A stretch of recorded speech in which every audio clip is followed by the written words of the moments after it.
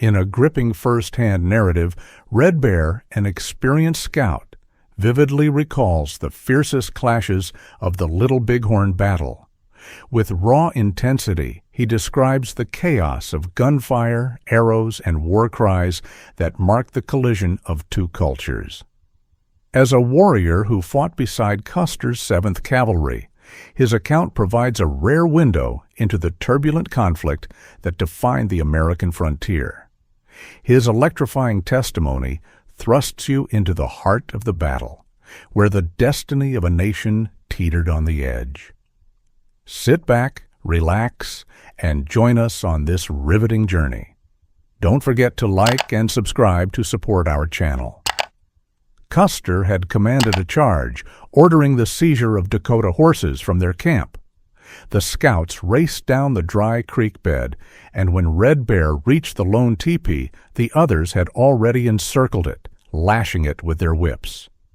He joined them, and they paused there for nearly 30 minutes. One scout shouted, "Plenty of supplies here!" A warrior named One Feather entered the teepee, eating soup left for a fallen Dakota fighter and helping himself to meat.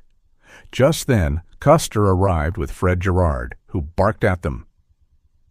"You were supposed to push straight into the Sioux village." While the scouts inspected the teepee, Custer, ahead of his troops, scolded them. "I ordered you to charge, not delay. You've disobeyed me." Step aside. Let the soldiers lead. If any of you lack courage, I'll strip your weapons and brand you cowards. A scout shot back. "Tell him if he disarms every white soldier who's less brave than us, it'll take all day." The scouts laughed, signaling their eagerness to fight. They rode ahead, but Redbear noticed Custer veered right with his men about 50 yards past the teepee. Gerard stayed with the scouts, including Young Hawk, Goose, Black Fox, Red Star, Strikes Two, Bloody Knife, Little Sioux, Bob-tailed Bull, Forked Horn, Red Foolish Bear, Boy Chief, Little Brave, and One Feather. They galloped hard toward the Little Bighorn, splitting up upon crossing. 6 scouts turned sharply right where Dakota horses grazed near the trees. Boy Chief and Red Star led, followed by Strikes Two, Black Fox, Little Sioux, and One Feather. Bloody Knife's group advanced toward the Dakota camp's edge. Ahead, Bloody Knife returned with 3 horses, yelling, "Take these back to the hill. One's mine." Dust obscured Redbear's view, but he later learned it was Bloody Knife. This party included Young Hawk, Goose, Forked Horn, Little Brave, Redbear, Bob-tailed Bull, and 2 Crow scouts. They regrouped at the Sioux camp's edge, dismounted, and opened fire. Dakotas shot back from hidden positions on the bluffs. No one rode horseback now. They fought on foot less than a quarter-mile away. Forked Horn, near the trees, shouted, "This way!" As they crossed toward the Dakota village, soldiers caught up. Redbear saw troops fanning out to his right, chaos everywhere. He recognized no officers. When Bloody Knife called about the horses, soldiers were still mounted, but mingling with scouts. They dismounted as Forked Horn yelled, and Redbear rode to him. Upon arriving, Redbear spotted a wounded Dakota horse, stumbling toward Young Hawk, who struck it, declaring, "I've struck an enemy's horse." Soldiers cheered wildly. Young Hawk then offered the horse to Redbear, who refused. "What's the point? I might die here." Little Brave suddenly rode from the trees, warning of an imminent Dakota charge. "Let me fire once, then we retreat. They outnumber us." As Little Brave dismounted to shoot, Redbear held his horse. Little Brave remounted urgently, urging them to flee. Riding through bushes toward the river, they were ambushed. Dakotas, hidden in the brush, unleashed a volley. The scouts wheeled back, only to see a horde of Dakota horsemen charging the ford, yelling and firing. Redbear dismounted under fire, his horse snagged on a tree.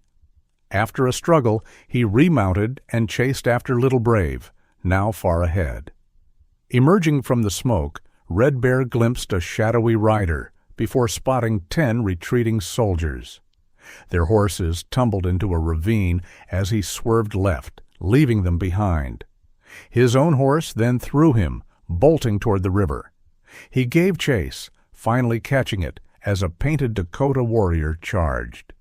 The warrior's face was streaked red and yellow. Redbear fired, dropping him. Gunfire and whistles filled the air as he plunged into the river, swimming after his horse. On the far bank, he spotted the dead Dakota's mount, a dark bay with a white-starred forehead and rattling deer-hoof necklace. Little Brave, already across, was wounded, blood soaking his shirt. His horse limped away as Redbear tried to corral the Dakota horse for him. Suddenly, Bob-tailed Bull's blood-stained saddle horse burst past, followed by 6 white soldiers. The Dakota horse bolted after them. Little Brave waved weakly, signaling caution. Redbear dismounted to grab a loose horse but was dragged barefoot through thorns. He finally remounted, losing sight of Little Brave. Cresting a ridge, he found Reno's panicked troops, who nearly shot him before he shouted, "Scout!" Reno gasped. "The Sioux! Where?" Redbear pointed. An officer handed him cartridges, calling him John. Bullets whizzed past. One grazed his coat. A wounded Dakota horse approached, but soldiers gunned it down. Reno's men faltered, retreating under fire. The Dakotas eventually withdrew, and surviving scouts regrouped. 7 were missing: Young Hawk, Bloody Knife, Bob-tailed Bull, Little Brave, Forked Horn, Red Foolish Bear, and Goose. Later, Redbear encountered White Cloud, who reported captured Dakota horses. They rode together until spotting 4 riders, Crow Scouts, not enemies. The Crows said 2 comrades had died and left to retrieve their bodies. Redbear and White Cloud rejoined Reno, where scouts gradually returned with 40 captured horses. Stabbed rallied them. "We must follow Custer's orders. Fall back to Powder River." Scouts split, some guarding the herd, others holding off Dakotas. Redbear's group drove horses east, hearing pursuit. At night, they halted at a muddy waterhole, parched and exhausted. By midnight, they reached the Rosebud, then Cheyenne Agency by dawn. A Dakota scout urged them to wait atop a ridge, watching for threats. At sunset, they rode on, scavenging food from abandoned camps. Tracking Stab's party, they found spoiled hardtack, packing it for the journey. Near Tongue River, they discovered a clubbed soldier's corpse before reaching Powder River Camp. Infantry, wagons, and Stab's group awaited.